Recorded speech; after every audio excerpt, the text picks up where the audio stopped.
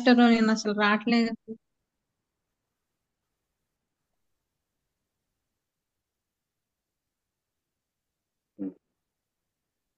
Second చాప్టర్లో 56వ శ్లోకం 56వ శ్లోకము గీతా పాఠం 87. శుక్లాంబరధరం విష్ణుం శశివర్ణం చతుర్భుజం ప్రసన్నవదనం ధ్యాయే సర్వవిఘ్నోపశాంతయే సదాశివ సమారంభాం శంకరాచార్య మధ్యమామస్మదాచార్య పర్యంతం వందే గురు పరంపరాం. నారాయణం నమస్కృత్య నరం చైవ నరోత్తమం దేవీం సరస్వతీం వ్యాసం తతో జయముదీరయేత్. గీతా పాఠం 87లో ఈరోజు మనము దుఃఖేష్ అనుద్విగ్నమనాహ అనేది ముందు క్లాస్లో మనం దీన్ని బాగా క్షుణ్ణంగా చెప్పుకునేది జరిగింది. అయితే భాష్యం ఒకటి మనం చదువుకోలేదు.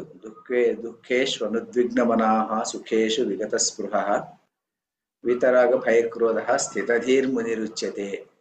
ఇదంతా ప్రతిపదార్థం చెప్పుకోవడం కూడా జరిగిపోయింది, తర్వాత అర్థం చెప్పుకోవడం జరిగిపోయింది, అంతా అయిపోయింది. బ్రాడ్గా ఏమంటే దీని అర్థం దుఃఖములో వచ్చినప్పుడు ఉద్విగ్నమైనటువంటి మనస్సు లేనటువంటి వాడు, సుఖములు వచ్చినప్పుడు చాలా ఎక్కువగా పొంగిపోయినటువంటి వాడు, తర్వాత వీతరాగ భయక్రోధ రాగము భయము క్రోధము ఈ మూడింటిని తొలగించబడినటువంటి మనసు కలిగినటువంటి వాడు స్థితధీహి, అటువంటి వాడు మాత్రమే స్థితప్రజ్ఞుడు అని చెప్పబడతాడు. అతనే ముని. ముని అనే దాన్ని కూడా మనం అర్థం చెప్పుకున్నాం. ఎందుకంటే మననశీల ముని. అందువల్ల మననశీల అంటే ఇలాంటి దుఃఖాలు కానీ సుఖాలు కానీ ఏమైనా వచ్చినప్పుడు అతను ఎప్పుడు కూడాను దాన్ని ఎప్పుడు మననం చేసుకుంటూ ఉంటాడు అనమాట. మననం అంటే ఏమిటి? ఈ దుఃఖము ఎప్పుడు అనిత్యమైనటువంటి దుఃఖము, శాశ్వతమైనటువంటిది కాదు. సుఖం వచ్చినప్పుడు కూడా ఇది శాశ్వతమైనటువంటిది కాదు, పొంగిపోవలసినటువంటి అవసరం లేదు.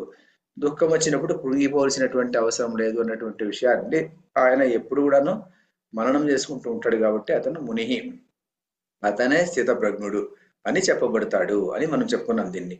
అంటే ఇక్కడ మనకు ఈ శ్లోకంలో ఏం చెప్తారంటే దుఃఖములు కానీ సుఖములు కానీ వీటి విషయం వచ్చినప్పుడు మనము సాధారణమైనటువంటి మనుషులు, మనలాంటి వాళ్ళు, మన యొక్క ప్రవృత్తి ఎలా ఉంటుందంటే అభిప్రవృత్తి అంటాము. ఆ ప్రవృత్తి ఎలా ఉంటుందంటే అది తప్పు ప్రవృత్తి ఉంటుంది.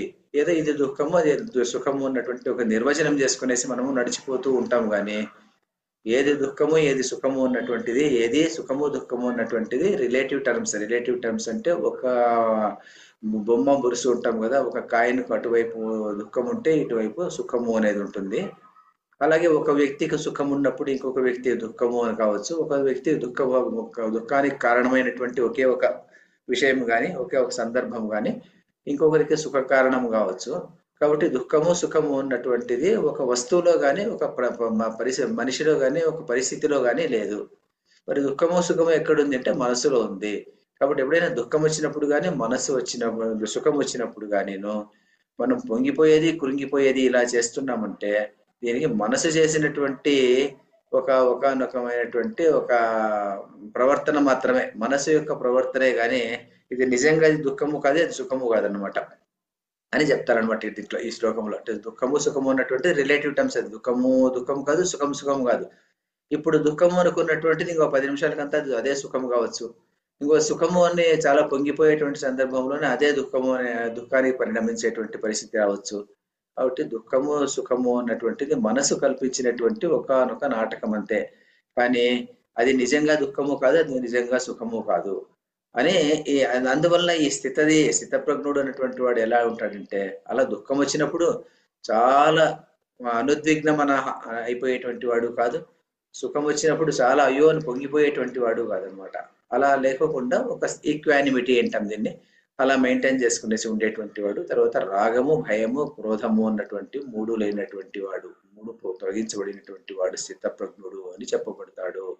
ఎందుకంటే అర్జునుడు అడిగినటువంటి ప్రశ్న అదే కదా, స్థితప్రజ్ఞుడు ఎలా ఉంటాడు, అతని భాషణం ఎలా ఉంటుంది, అతని నడవడి ఎలా ఉంటుంది అని అడిగితే మొదటి శ్లోకంలో ప్రజాతి యథా కామాన్ అని చెప్పి అక్కడ ఒక డెఫినేషన్ చెప్పి తర్వాత ఇంకా ఎలా ఉంటాడు అని చెప్పేసి శ్రీకృష్ణ పరమాత్మ చెప్పుకుంటూ వస్తుండేటువంటి సందర్భం అనమాట. ఇక్కడ మరి శంకర భాష్యము తర్వాత కొద్దిగా చూద్దాం. దీంట్లో శంకర భాష్యంలో ఏం చెప్తారు అనేటువంటిది ముందు శ్లోకంలో ముందు క్లాస్లో ఇదంతా ఇప్పుడు చెప్పుకున్నదంతా చెప్పుకున్నాము. ఈ దుఃఖేషు శంకర భాష్యం ఏం చెప్తుందంటే దుఃఖేషు అంటే ఆధ్యాత్మికాదిషు ప్రాప్తేషు నా ఉద్విగ్నం నా ప్రక్షుభితం దుఃఖ ప్రాప్తో మనోయస్య సోయం అనుద్విగ్నమనాహ అంటాడు అనమాట. ఈ దుఃఖములు అనేటువంటిది శంకరాచార్యుడు ఇక్కడ ఒక విభజన చేస్తున్నాడు అనమాట. ఆధ్యాత్మికాదిషు ప్రాప్తేషు, దుఃఖములు ఎలాంటివి? ఆధ్యాత్మికాదిషు ప్రాప్తేషు, ఆధ్యాత్మిక ఆదిషు, ఆధ్యాత్మిక మొదలైనటువంటివి అంటాడనమాట. అంటే దుఃఖంలో ఎన్ని రకాల దుఃఖాలు అంటే సాధారణంగా దుఃఖాలు వేదాంతం ప్రకారం 3 రకాల దుఃఖాలు అని చెప్తారనమాట. 3 రకాల దుఃఖాలు ఎందుకు, దాన్ని మనం తాపత్రయాలు అంటుంటాం అనమాట సాధారణంగా. సాధారణంగా తాపత్రయం అనేటువంటి పదం మనం సాధారణంగా మాట్లాడుతుంటాం. ఎందుకంటే ఎందుకు అంత తాపత్రయంలో ఉన్నావు, ఏమైంది నీకు అంటుంటాం అనమాట. అంటే తాపత్రయం, 3 త్రయం ఏమిటి అంటే, ఒకటి ఆధ్యాత్మికము, ఆదిశు ఉంటాడు కదా, ఆధ్యాత్మికము, ఆది భౌతికము, ఆది దైవకము అని 3 అన్నమాట. ఆధ్యాత్మికము, ఆది దైవికము, ఆది భౌతికము, ఆది దైవికము అని చెప్పేసి 3 దుఃఖాలు అన్నమాట. ఆధ్యాత్మికము అంటే ఏమిటంటే, ఆధ్యాత్మికము అంటే శరీరానికి కానీ మనసుకు కానీ వచ్చినటువంటి బాధ, దాన్ని ఏమంటారంటే ఆధ్యాత్మికము అంటాం అనమాట. శరీరానికి రోగం వచ్చింది, లేకుంటే మనసుకు బాధ అయింది, అది దీన్ని ఏమంటారంటే ఆధ్యాత్మికము ఉంటాం అనమాట. అంటే శరీరానికి సంబంధించినటువంటిది ఆధ్యాత్మికం. ఆది భౌతికము అంటే ఏమిటి? ఆది భౌతికం అంటే చుట్టూ ఉన్నటువంటి పరిస్థితులు కానీ, వస్తువులు కానీ, మనుషులు కానీ, అలాంటి వాటి ద్వారా సంక్రమించేటువంటి దుఃఖము అంటే ఏమిటి? సాధారణంగా ఎవరు ఎక్కడో ఏ దేశాల్లోనూ ఉన్నటువంటి వాళ్ళు మనకు సాధారణంగా కష్టము కలిగించేటువంటి పరిస్థితి, కష్టపెట్టేటువంటి అవసరము అన్నటువంటిది ఉండదన్నమాట. సాధారణంగా మన ఈ చుట్టుపక్కల ఉన్నటువంటి వాళ్ళు, మన ఇంటి వాళ్ళు, నేను నాది అనుకున్నటువంటి వాళ్ళు, మా పక్కింటి వాళ్ళు, ఇలాంటి పొరుగింటి వాళ్ళు, ఇలాంటి ఈ చుట్టుపక్కల ఉన్నటువంటి వ్యక్తుల ద్వారా వచ్చేటువంటి దుఃఖము, నేను నాది అనుకున్నటువంటి వాళ్ళు, ఆ మమకారం ఎక్కడెక్కడ పెంచుకుంటామో వాళ్ళ నుంచి వచ్చేటువంటి దుఃఖం అనమాట. ఒక కుటుంబంలో ఉన్నటువంటి 10 మంది ఉంటే 10 మందిలో అక్కడి నుంచి వచ్చేటువంటి దుఃఖము ఇది ఆది భౌతికము అంటాం అనమాట. ఆధ్యాత్మికము ఆది భౌతికం అయిపోయింది. తర్వాత ఇంకోటి ఏమంటే ఆది దైవికము ఉంటాము. ఆది దైవికము అంటే అది దేవతల యొక్క వాళ్ళ యొక్క ప్రవృత్తి వల్ల వచ్చేటువంటి కష్టం అన్నమాట. ఏమి, ఒక పిడుగు పడింది, లేకుంటే ఏదన్నా గొప్పగా వర్షం వచ్చేసి ఇల్లు కూలిపోయింది, లేకుంటే ఇంకేదన్నా తుఫాన్ వచ్చింది, తుఫాన్లో ఇళ్ళన్నీ కొట్టుకుపోయినాయి, లేకుంటే ఇంకేదో ఇలాంటి ప్రకృతి వైపరీత్యం ఏదైనా ఏర్పడింది, అలాంటిదంతా ఏమంటారంటే ఆది దైవికము అంటాం అనమాట. అంటే దైవం నుంచి వచ్చినట్టు సంప్రాప్తమైనటువంటి దుఃఖాన్ని ఆది దైవికము అంటాం అనమాట. అలాంటి దుఃఖం ఆ దుఃఖం అనమాట. ఈ 3 రకాలైన దుఃఖాలు కలిపి మనం ఏమంటామంటే తాపత్రయములు అంటాము. ఈ తాపత్రయములు వచ్చినప్పుడు దుఃఖేషు ఆధ్యాత్మికాదిషు ప్రాప్తేషు అంటే ఆధ్యాత్మిక ఆదిషు ఇవన్నీ వచ్చినప్పుడు నా ఉద్విగ్నం నా ప్రక్షుభితం దుఃఖ ప్రాప్తో మనోయస్య సోయం అనుద్విగ్నం అనాహ అంటే అలాంటి వచ్చినప్పుడు ఇతను ఎలా ఉంటాడు? స్థితప్రజ్ఞుడు ఎలా ఉంటాడు అంటే ఇతను అనుద్విగ్నం అనాహ అంటే ఉద్విగ్నమైనటువంటి ప్రక్షుభితం కాడనమాట. ప్రక్షుభితం అనాహ, ప్రక్షుభితం దుఃఖ ప్రాప్తో మనోయస్య సోయం అనుద్విగ్నం అనాహ. అనుద్విగ్నం అనాహ అంటే అర్థం ఏమిటంటే నా ప్రక్షుభితం అంటే ప్రకర్షేణ క్షోభితం, ఎక్కువ చాలా కృంగిపోయి ఎక్కువ ఏమో అయిపోయింది, ఇంకేదో మునిగిపోయింది అన్నట్టుగా ఇతను బాధపడ్డన్నమాట.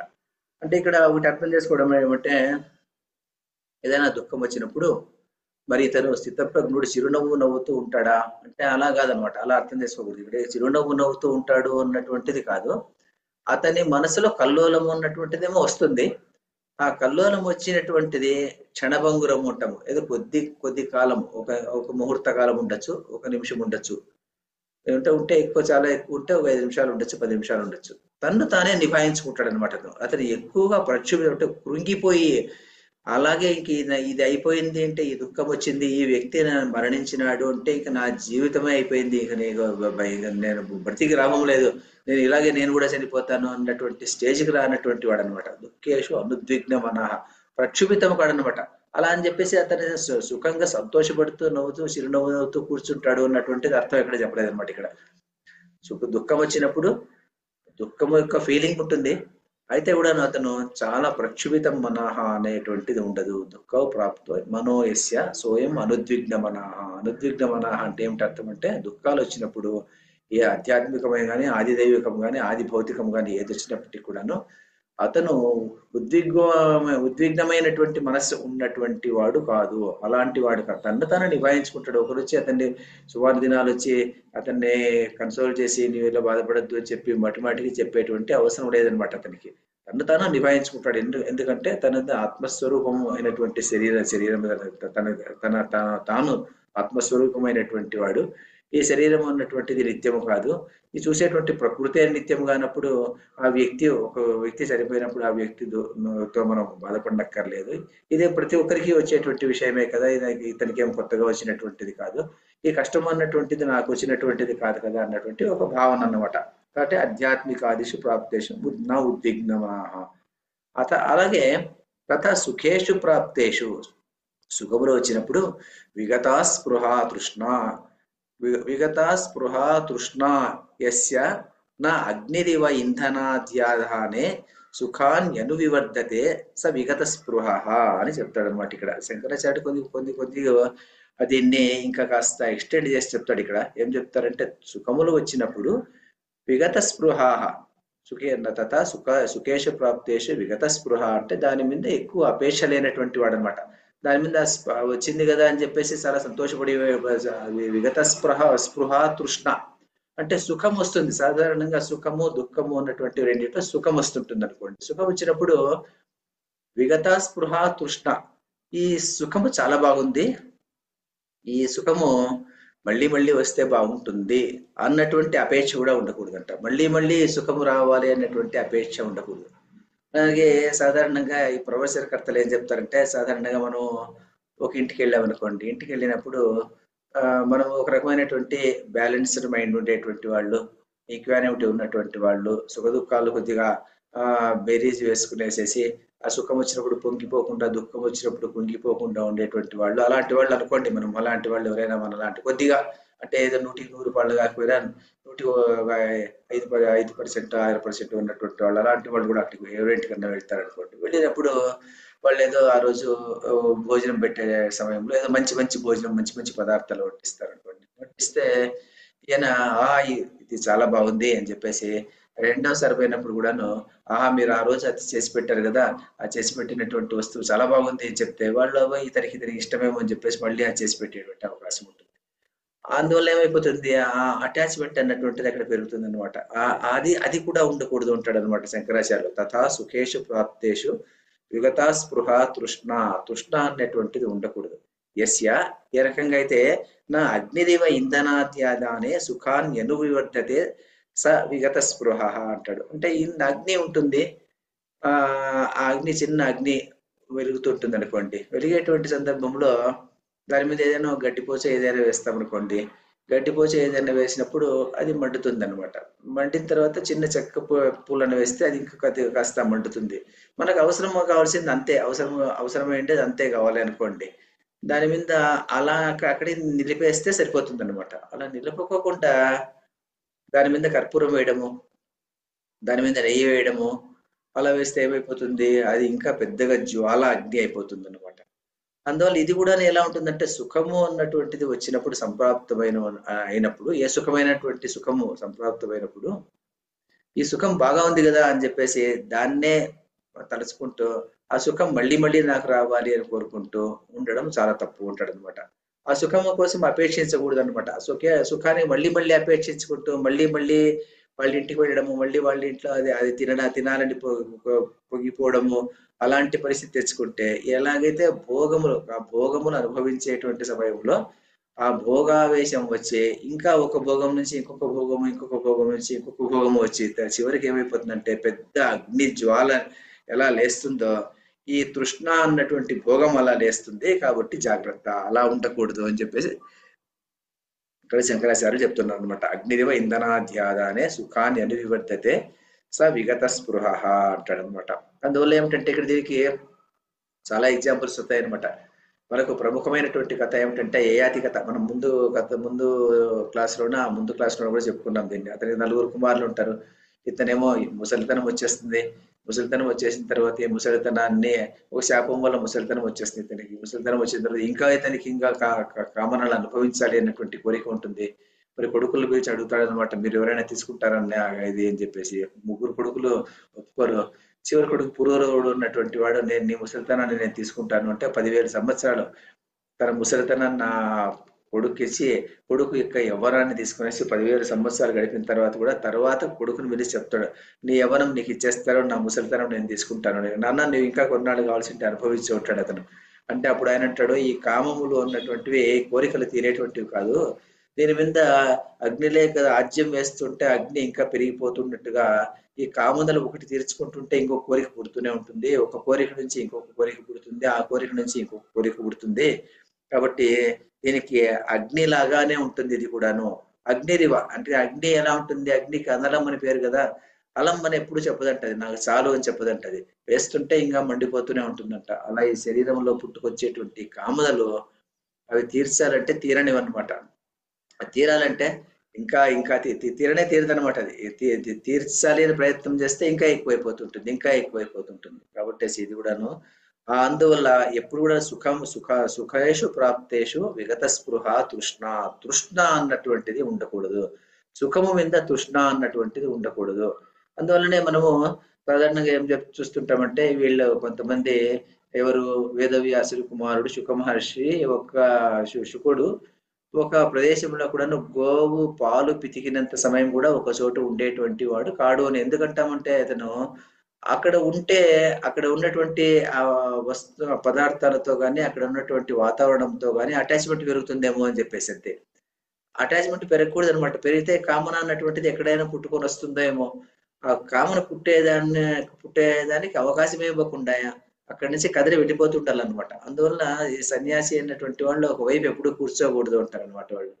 వాళ్ళు ఎలా ఉండాలి, వాళ్ళు ఎప్పుడు దేహారంధము, ఎప్పుడు వెళ్ళిపోతూ ఉండాలి, ఏ ప్రదేశంలోనూ కూర్చోకూడదు అనమాట. ఏ ప్రదేశంలో కూర్చోకుండా ముందుకు సాగిపోతూ ఉండాలి. ముందుకు సాగిపోయి ఎక్కడో ఎవరికో బోధ చేసుకుంటూ వాళ్ళు వెళ్ళిపోతూ ఉండాలి. కానీ ఏది నాది, నా వస్తువు లేదా నా పీట లేకుంటే నా చాట అనుకొని కూర్చున్నారంటే అక్కడ ఉన్నటువంటి పదార్థాలతో తనకి అనుబంధం పెరిగిపోతుంది. అనుబంధంతో ఒక రకమైనటువంటి ఏమైపోతుందంటే ఒక అటాచ్మెంట్ తో, ఆ రాగము ఉన్నటువంటి దానితో ఏమైపోతుందంటే ఒక అటాచ్మెంట్ పెరుగుతుంది. దానివల్ల ఒక కోరిక పుడుతుంది, ఆ కోరిక నుంచి ఇంకోటి ఏదో ప్రాప్తమవుతుంది. అదేమో చెప్తారు కదా, కౌపీన సంరాక్షణార్థం అని చెప్పేసి ఒక ఇది ఉంది అనమాట. ఏమంటే ఒక ముని ఉండేటువంటి వాడంట, అతనికి మామూలుగా కౌపీనం ధరించి అక్కడ తపస్సు చేసేటువంటి వాడంట. అలాంటి వ్యక్తికి ఏమైపోతుందంట అంటే చిన్నగా ఒక్కొక్క కోరిక కలిగి ఆ కోరిక వల్ల అది పేద ఇదైపోతుందంట. ఈ ఎలుకని రక్షిస్తామనుకునేసి ఒక పిల్లిని రక్షిస్తామని చెప్పి కుక్కని పెంచి ఇలా పెంచుకుంటూ పోయి అలా అదే పెద్ద కథ ఉందన్నమాట. సో అందుకోసం ఏమైపోతుందంటే ఒకదాన్ని కౌపీని సంరక్షించుకునేదానికి ఏం చేయాలి అంటే ఏదో పిల్లిలో ఏదో పెంచుకుంటాడంట. దాన్ని కావాలంటే పాలు కావాలని చెప్పి గోవులు పెంచుకుంటాడంట. ఆ గోవు గడ్డి కావాలని చెప్పేసి ఒక ఎకరా భూమి కొనుక్కుంటాడంట. ఆ ఎకరా భూమిని పండించాలని ఇంకేదో పంట పండించాలంటే ఇంకో రైతులు పెట్టుకుంటాడంట. ఇలా పెరిగి పెద్ద సంసారం ఏర్పడుతుందంట దానికి. కాబట్టి ఏమైపోతుందంటే జడభరతుడి కథ కూడా అలాంటి కథ వస్తుంది అనమాట, మనకు మహాభాగవతంలో వస్తుంది అనమాట. చిన్న కోరిక తీర్చుకోవడానికి కోసము ఇంకేదో ప్రయత్నం చేసి ఆ కోరిక నుంచి ఈ కోరిక పూర్తి అవుతుంది, దానికోసం ఇంకొక కోరిక అలా పెరిగిపోతూ ఉంటుంది అనమాట. అందువల్ల సుఖేషు ప్రాప్తేషు విగత స్పృహ తృష్ణ అనేటువంటిది మనం ఎవరికి ఈ స్థితప్రజ్ఞుడికి ఉంటుంది. అలాంటి భావన నీవు నేర్చుకోవాలి అని చెప్పేసి ఇక్కడ సందేశం అనమాట. కాబట్టి ఎప్పుడైనా సుఖం వచ్చినప్పుడు ఆ సుఖం ఇలాగే ఉండిపోవాలి అని ఎప్పుడు అనుకోకూడదు. ఎప్పుడు కూడా సుఖం వచ్చింది అంటే పొంగిపోయేటువంటి అవసరం లేదు. అందువల్లనే సుఖం వచ్చినప్పుడు ఇది ఇలాగే ఉండాలి అనుకుంటుంటాం అనమాట. అది ఏదో తెలుగు సినిమాలో ఉంటుంది అనమాట, రేయి ఆగిపోని రాత్రి ఆగిపోని అని చెప్పేసి సత్పరసరి మదార్థంలో పాటలు అనమాట. అంటే ఇలాగే ఉండిపోవాలి, ఈ పరిస్థితి ఇలాగే ఉండిపోవాలి అంటే అలా ఉండిపోయేటువంటిది కాదన్నమాట. ఎందుకంటే దుఃఖము సుఖము అన్నటువంటిది ఒకదాని తర్వాత ఒకటి వస్తూనే ఉంటుంది అన్నమాట. ఒకటి వచ్చిన తర్వాత ఒకటి లేకుండా ఇంకొకటి లేదు, ఇంకొకటి లేకుండా ఇది ఒకటి లేదన్నమాట. So one is not there without another అని, ఇది లేకుండా ఇంకొకటి లేదు. అందువల్ల రెండు వచ్చిపోయేటివే. కాబట్టి ఇది వచ్చింది అంటే అది రానే వస్తుంది, సుఖం వచ్చింది అంటే దుఃఖం రానే వస్తుంది, దుఃఖం వచ్చిందంటే సుఖం రానే వస్తుంది. కాబట్టి అలాంటి సందర్భాల్లో మనము ఉద్విగ్న మనస్సు ఉండేటువంటి అవసరము లేదు. అలాగే ఈ తృష్ణ పెంచుకొని ఉండేటువంటి అవసరం కూడా లేదు. విగత స్పృహ తృష్ణ యస్య నా అగ్నిదివ ఇంధనాద్యాదానే సుఖాన్ని అన్వివర్ధతే స విగత స్పృహ, అలాంటి వాడు విగత స్పృహ అని అర్థం చెప్తారు అని చెప్పి ఇక్కడ సందర్భం అనమాట. తర్వాత ఏం చెప్తారు ఇక్కడ, వాడు ఎలాంటి వాడు, వీత రాగ భయ క్రోధ.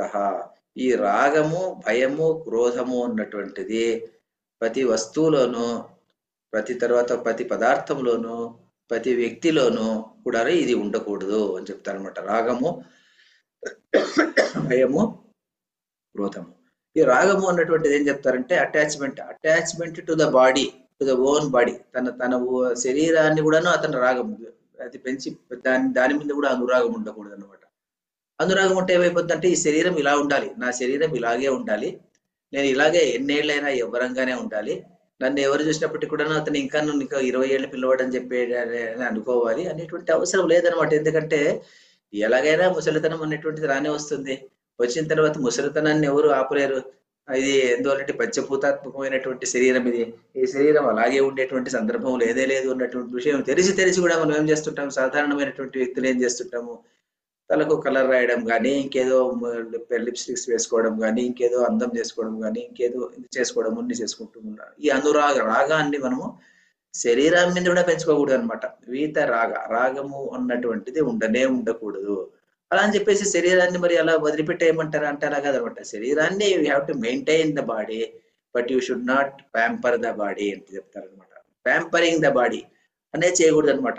కాస్త రగ్గంటెస్ ఉండాలి అని చెప్తారు. ఎందుకంటే నేను ఒక చోటికి వెళ్ళానమాట, ఒక తిథి జరిగేటువంటి ప్రదేశం అనమాట. ఎవరో పెద్ద వ్యక్తి అతను వచ్చారనమాట. అతను కర్త, ఆయన చేస్తున్నాడు అనమాట. అక్కడ నదీ తీరము, ఇక్కడనే శ్రీరంగపట్నం దగ్గర నదీ తీరము. ఆ నదీ తీరంలో ఆ తిథి జరుగుతుంది అనమాట.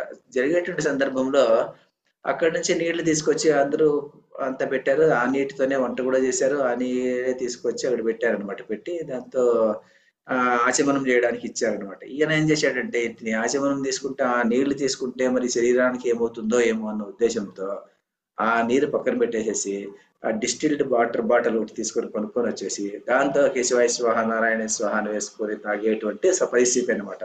మరి దీన్ని ఏమనాలంటే ఆ శరీరం మీద ఉన్నటువంటి రాగం అన్నమాట, అటాచ్మెంట్.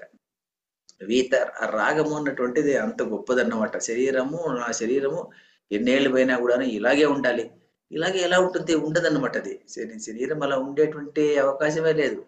కానీ దీన్ని ప్యాంపర్ చేసేటువంటి అవసరం లేదు. కాస్త అది బ్యాక్టీరియా అది ఇది వచ్చి చేయకూడదు, తట్టుకునేటువంటి శక్తి ఉండేటువంటి శరీరాన్ని నిర్మాణం చేసుకోవాలి. కానీ మరి ఎప్పుడు ఒక చోట కూర్చునేసేసి చెప్తారు కదా, అదేమో చెప్తారనమాట, ship is safe for the dockyard but the ship is not meant for that అని చెప్తారు. అంటే ఏమంటే, షిప్ అనేటువంటిది తయారు చేసి ఇది సేఫ్ గా ఉంటుంది అని చెప్పేసి ఒక పక్క పెడితే పర్పస్ దాని ఉద్దేశం అది కాదు కదా. Ship is meant for the purpose of going in the water. అంతేగాని దాని లోపలికి వెళ్తే ఏమైపోతుందో ఏమని చెప్పేసి అలా కూర్చోబెట్టకూడదు కదా. శరీరం కూడా అలాగే అని చెప్తారు.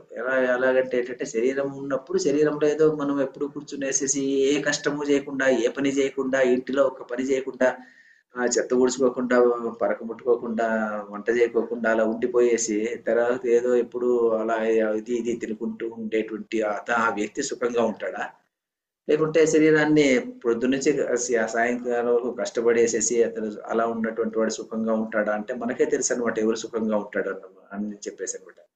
అందువల్లనే ఇంగ్లీష్ లో మంచి గుడ్ ప్రావర్బ్ ఉంది అన్నమాట, better to wear it out than to rust it out అని చెప్తారు అనమాట. Better to wear out than to rust out అని చెప్తారు అనమాట.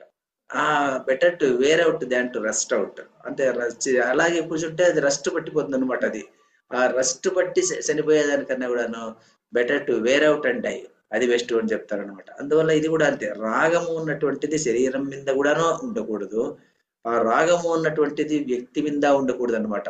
ఈ రాగము పెరిగింది అనుకోండి, రాగం పెరిగినప్పుడు ఏమైపోతుంది అంటే సైకలాజికల్ డిపెండెన్సీ పెరిగిపోతుంది అనమాట. ఒక వ్యక్తి, నా కొడుకు వీడు వాడి మీద అటాచ్మెంట్ అన్నటువంటిది పెట్టుకోవద్దు. రాగాన్ని పెట్టుకో, రాగాన్ని వదిలేసేసి ప్రేమను మాత్రమే మెయింటైన్ చేయి. ప్రేమలో పవిత్రత ఉంటుంది, అటాచ్మెంట్ అన్నటువంటిది ఉండదు అనమాట. అందువల్ల అవి ప్రేమించు కానీ అటాచ్మెంట్ పెట్టుకోవద్దు. పుష్పాన్ని చూసినప్పుడు పుష్పాన్ని అప్రిషియేట్ చేయంతే కానీ గిల్లడానికి ప్రయత్నం చేయొద్దు. ఏదైనా సౌందర్యమైనటువంటి ఒక వస్తువును కానీ, ఒక పదార్థాన్ని కానీ ఒక వ్యక్తిని కానీ చూసినప్పుడు అభినందించు కానీ అది నాకు కావాలి అని ఎప్పుడు అపేక్షించద్దు, అది రాగం అన్నటువంటిది పెంచుకోవద్దు అని చెప్తారనమాట. ఏ దాని మీద కూడా అటాచ్మెంట్ అన్నటువంటిది పెంచుకోకూడదు అనమాట. అటాచ్మెంట్ పెంచుకుంటే ఏమైపోతుందంటే మన చుట్టూ వాళ్ళ చేతికి ఇచ్చినట్టు అయిపోతుంది అనమాట. వీడు లేకుంటే నేను బతకలేను, ఈమె లేకుంటే నేను బతకలేను అన్నటువంటి భావన ఎప్పుడైతే వచ్చి కూర్చుంటుందో ఆ భావన మనం ఏం చేయాలంటే ఈ స్థితప్రజ్ఞుడు ఉన్నటువంటి వాడు ఎప్పుడు కూడా తనని పరిశీలిస్తూ ఉంటాడు అనమాట. దాన్ని సో వీత రాగ భయ క్రోధ, భయం ఉన్నటువంటిది ఎప్పుడు వస్తుంది? ఈ కామన ఉన్నప్పుడు భయం వస్తుంది అనమాట. కామన ఉన్నప్పుడు భయం ఎందుకు వస్తుందంటే మరి కోరుకున్నటువంటి వస్తువు నాకు చెందుతుందో లేదో అన్నటువంటి ఒక భయము. భయం అంటే ఇక్కడ కేవలము ఫియర్ అన్నటువంటిది అర్థమే కాదనమాట, ఒకటే కాదనమాట. ఫియర్ అన్నటువంటి అర్థం ఒక అర్థము సాధారణంగా. తర్వాత దీన్ని ఏమిటంటే ఒక రకమైనటువంటి కల్లోలములో ఉన్నటువంటి మనస్సు అన్నమాట. అది కూడా భయమే. ఎందుకంటే అది డెస్పరేట్ గా ఉండడము, అది కూడా భయమే అన్నమాట. అది దక్కుతుందో దక్కదో అన్నటువంటి భావన అన్నమాట. సో అలాంటి భావన కూడా పెట్టుకునేటువంటి అవసరం లేదు, భయం ఉండకూడదు. క్రోధము అన్నటువంటిది అసలు ఉండకూడదు అనమాట. క్రోధం నుంచి అన్ని రకాలైనటువంటి మనిషి పతనం చెందడానికి, నాశనం అయిపోయేదానికి అదే కారణం అని చెప్తారు అనమాట. వీతరాగ భయ క్రోధ, ఆ క్రోధం ఉన్నటువంటి సమయంలో క్రోధ రాగశ్చ భయంచ క్రోధశ్చ వీత విగత యస్మాత్ స వీతరాగ భయ క్రోధ అంటారు. రాగశ్చ భయంచ క్రోధశ్చ ఈ మూడు విడిగొట్టేశారు. వీత విగత, వీత అంటే విగత అంటే వదిలిపెట్టబడినటువంటి, యస్మాత్ వీతరాగ భయ క్రోధ, అతను వీతరాగ భయ క్రోధుడు, అతను స్థితధి, అతనే స్థిరమైనటువంటి బుద్ధి ఉన్నటువంటి వాడు. ఎందుకు స్థిరమైనటువంటి బుద్ధి ఉన్నటువంటి వాడు అంటే ఇలాంటి రాగము గాని భయము గాని క్రోధము గాని సంభవించినప్పుడు స్థిరమైనటువంటి బుద్ధి ఉంటుంది అతనికి. స్థిరమైనటువంటి బుద్ధి ఉంటుంది అంటే ఏమిటంటే ఆ బుద్ధి ఆ సమయానికి అక్కడ ప్రకటితమవుతుంది అనమాట. అరే ఇది నాకు రాగం అన్నటువంటిది డెవలప్ అవుతుంది అని జాగ్రత్తగా ఉంటాడు అనమాట. ఎందుకు రాగం వచ్చినప్పుడు మనకు డ్రైవింగ్ లైసెన్స్ ఉందనుకోండి, డ్రైవింగ్ లైసెన్స్ అంతా వచ్చి ఉంటుంది మనకు, కానీ తీరా కారు మీద కూర్చొని డ్రైవ్ చేసేటువంటి సందర్భంలో ఆ పర్టికులర్ రూల్ మర్చిపోతాం అనుకోండి, మరి బ్రేక్ నొక్కే బదులు యాక్సిలరేటర్ నొక్కుతాం అనుకోండి, మరి నాకు అన్ని రూల్స్ వచ్చి ఉంటే ప్రయోజనం లేదు కదా. అలాగే భగవద్గీత అంతా చదువుకొని ఉపనిషత్తులు అంతా చదువుకునేసేసి తర్వాత మాటికి చాలా మంది మనం పెద్దవాళ్ళని చూస్తుంటాం అనమాట. పెద్దవాళ్ళు చాలా పండితులు అనుకునేటువంటి వాళ్ళు, చాలా గొప్ప గొప్ప వాళ్ళు అనేటువంటి వాళ్ళకు కోపం అన్నటువంటిది చాలా ఎక్కువ ఉంటుంది అనమాట. చాలా మంది నేను చూసినటువంటి వాళ్ళు చాలా మంది, మీరు కూడా అలాగే మీకు అనుభవంలో ఉండొచ్చు. కొంచెం చదువుకున్నాడు అంటే వాడికి కొంచెం చదువుకొని ప్రజ్ఞావంతుడు బుద్ధిమంతుడు వేదాలు చదివినాడంటే ఆ కోపం ఉన్నటువంటిది అతన్ని పుట్టుకతో వచ్చినట్టుగా ఉంటుంది అతనికి. కోపపడుతుంటాడు, కోపపడి ఎక్కువగా కోపపడిపోతుంటాడు, చీటికి మాటికి కోపం ఉంటుంది అనమాట. మరి వీతరాగ భయ క్రోధ అని చదువుకొనేసి మళ్ళీ వాడు క్రోధం ఉంది అంటే మరి దీన్ని చదివేటటువంటి ఉద్దేశం ఏమిటి కదా.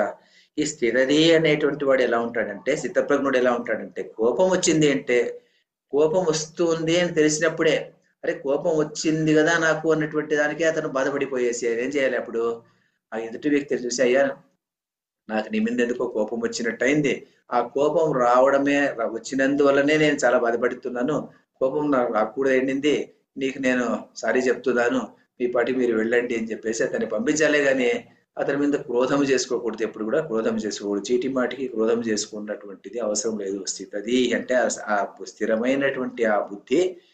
రాగం ఉంటుంది, రాగం ఉన్నటువంటిది అప్పుడప్పుడు వస్తుంటుంది, చిన్న చిన్న అటాచ్మెంట్ ఒకసారి ఉంటుంది అనమాట. ఏదో మనవడి మీద ప్రేమ, మనవరాల మీద ప్రేమ ఇలాంటిది వస్తుంటుంది. కానీ ఎప్పటికప్పుడు మనకి స్థితప్రజ్ఞుడైనటువంటి వాడికి ఎప్పుడప్పుడు అనుకుంటూ ఉండాలన్నమాట, నేను ఈ రాగం అటాచ్మెంట్ పెంచుకుంటున్నాను కదా, ఈ అటాచ్మెంట్ పెంచుకోవడం తప్పు, నా భూమి మీద, నా ఇంటి మీద, నా వస్తువుల మీద అటాచ్మెంట్ పెంచుకుంటున్నాను అంటే అది చాలా తప్పు అనమాట. ఈ రాగము అన్నటువంటిది నాకు ఉండకూడదు అన్నటువంటి భావన వాడికి ఎప్పుడు వస్తూనే ఉంటుంది అనమాట.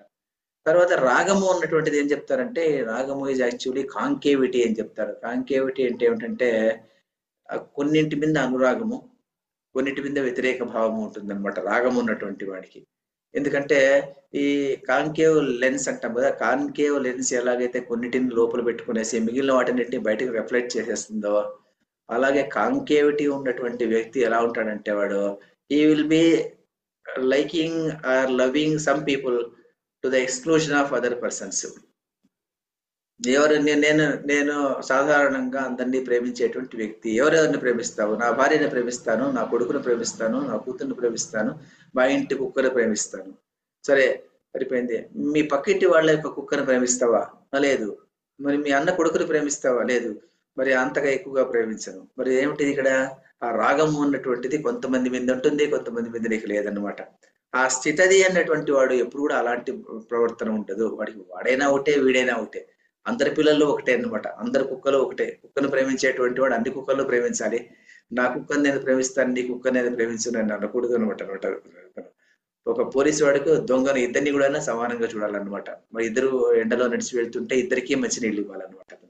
సో అలాంటి వ్యక్తి అనమాట. స్థితది అంటే ఆ బుద్ధి అన్నటువంటిది ఎప్పటికప్పుడు ప్రచోదితం అవుతూ ఉంటుంది అనమాట. నేను చేసేటువంటి పని రాగం ఉందా, నాకు రాగం వచ్చింది అంటే ఏమిటంటే మనస్సులో ఎప్పుడు కూడాను ఆ మనసు ఒక విట్నెస్ మాదిరిగా పెట్టుకునేసేసి మనసులో జరిగేటువంటి కదలికలను గమనించుకుంటూ మనసులో వచ్చినటువంటి ఉద్విగ్నాలను గమనించుకుంటూ అక్కడ ఏమైనా తప్పు దారిపోయేటువంటి పరిస్థితి వస్తే ఎప్పటికప్పుడు దాన్ని గమనిస్తూ ఉండేటువంటి వాడు ముని.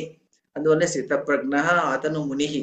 ఎందుకంటే అతను అలాంటి వాడు ముని, మరణశీల. అతను మరణం చేసుకుంటూ ఎప్పటికప్పుడు దాన్ని గుర్తు చేసుకుంటూ ఉంటాడు కాబట్టేసి అతను ముని, అతను సన్యాసి. ఎందుకు సన్యాసి?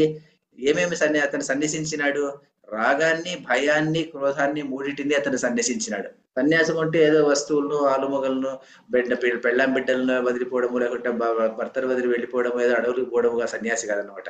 ఇతను నిజమైన సన్యాసి. ఏం వదిలిపెట్టాడు ఇతను సన్యాసి? రాగాన్ని వదిలిపెట్టాడు, భయాన్ని వదిలిపెట్టాడు, క్రోధాన్ని వదిలిపెట్టాడు. అటాచ్మెంట్ లేదు, క్రోధం లేదనమాట. మంచి అరిషడ్ వర్గాలన్నిటినీ అతను వదిలిపెట్టినటువంటి వాడు సన్యాసి. గాని సాధారణమైనటువంటి సన్యాసులు కాదనమాట. సన్యాసి అని చెప్పేసి బయటికి వెళ్ళేసి మళ్ళీ మామూలు పనులన్నీ చేసుకుంటూ ఉండేటువంటి వాడు అతను సన్యాసి కాదనమాట. ఎవరు సన్యాసి అంటే రాగము, భయము, క్రోధము ఈ మూడిటిని ఎవరైతే సన్యసిస్తాడో అంటే అది త్యజిస్తాడో అతను సన్యాసి తదా ఉచ్యతే అని చెప్పేసి ఇక్కడ ఈ శ్లోకంలో అర్థం అనమాట. దీన్నే ఇంకా నాకు 2 నిమిషాలు మాత్రమే ఉంది. రామ్ సుఖ్దాస్ కూడా అలాగే చెప్తాడు. అంటే ఇది మనం చెప్పుకున్నాం, తెలుగులో చెప్పుకున్నాం, ఆల్రెడీ ముందు క్లాస్ లో చెప్పుకున్నాము. కర్తవ్య కర్మ కర్ణే కా సమయ, కర్తవ్య కర్మ చేసేటువంటి సమయంలో కర్మ కర్ణేమే బాధ లగ్జానా నింద अपमान होना कर्म का फल प्रतिकूल होना ఆది ఆది ప్రతికూలతాయి అనే పరిపి ఉస్కే మన్ మే ఉద్వేగ్ నహీ హోతా అని చెప్పుకున్నాం మనం. దీన్ని తెలుగులో చెప్పుకున్నాము. ఉద్వేగం వచ్చినప్పుడు మరి అలాంటి కాకూడదు అని చెప్పేసి, అలా సుఖం కూడా అలాగే చెప్పుకున్నాము. ఇది మీరు ఇలా చదువుకుంటే హిందీ మనకు అందరికీ సాధారణ కొద్దిగా వస్తుంది కాబట్టి చదువుకునేస్తే సరిపోతుంది. నేను పంపిస్తాను, నోట్స్ పంపిస్తాను నేను. మరి ఇంకా 1.5 నిమిషం మాత్రమే ఉంది కాబట్టి ఇదంతా దీన్ని అంతా తెలుగులో ముందు క్లాస్ లో చెప్పుకున్నాం. లాస్ట్ వీక్ చెప్పినప్పుడు చెప్పుకున్నాం దీన్నంతా. ఈ శంకర భాష్యం క్షుణ్ణంగా చెప్పుకోవడం జరిగింది. ఇంకేమైనా డౌట్ ఉందా? 1 నిమిషం ఉంది అంతే. ఇంక అందువల్ల 1 నిమిషము 8 నిమిషాలు 1.5 నిమిషం ఉంది. అందువల్ల దీన్ని చాలా త్వరగా అయిపోతుంది అది ప్రాబ్లం. ఏమన్నా ఎవరైనా ఏమన్నా అడగలనా? లేకుంటే 1 నిమిషం అంతే. ఇంకా ఇది 56వ శ్లోకం అయిపోయింది అనుకోవచ్చప్పటికి. 57వ శ్లోకం నెక్స్ట్ క్లాస్. ఎవరైనా అడగల? ఏమ్మా తేజస్వి, ఉషశ్రీ మేడం. సార్ ఇది శంకర్ భాష్యం ఉండేది, అది పంపించండి సార్. మీరు నిన్న పంపించిన దాంట్లో అది లేదు. ఈ రోజు పంపిస్తాను మేడం. అంటే ఈ రోజు క్లాస్ కూడా సేమ్ క్లాసే కదా, అందువల్ల అదే శ్లోకమే కాబట్టి నేను వెంటనే ఫార్వర్డ్ చేయలేదు. ఈ రోజు ఈ వీడియో జతగా అది కూడా ఫార్వర్డ్ చేస్తాను మేడం. ఇంకేం లేదు కదా అయితేను. అంతే, 1/2 నిమిషం ఉంది అంతే. ఇంకా ఇక్కడ నాకు కనిపిస్తుంటుంది, మీకు కనబడదేమో. less than ½ minute అట్లా కనిపిస్తుంది నాకు. మీకు కనిపిస్తుంది.